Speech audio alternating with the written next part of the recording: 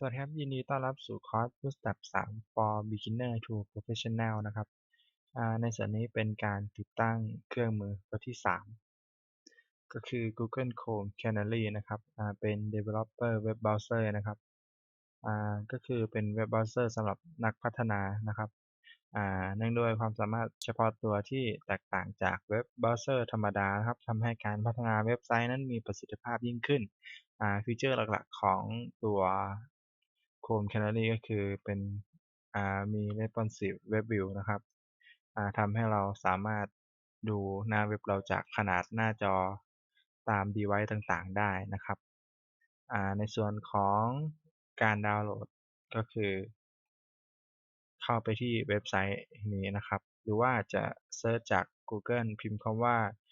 Google Chrome Canary ก็ได้นะครับแล้วก็มาที่เว็บไซต์นะครับ ก็จะเห็นว่ามีปุ่มดาวน์โหลดสีทองอยู่แล้วก็คลิกเพื่อดาวน์โหลดได้เลย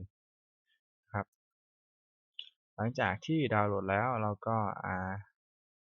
คลิกเพื่อติดตั้งได้ทันทีนะครับ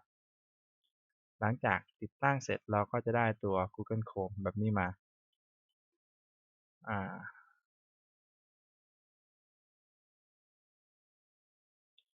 ก็หน้าตาจะคล้ายๆกันนะครับพอเรากด Inspect ดูตัว Google ปกติจะไม่มีหน้าจอแบบนี้ให้นะครับเราสามารถเลือกขนาดของ device ต่างๆได้ยกตัวอย่างเช่น Galaxy S4 นะครับกด refresh 1ที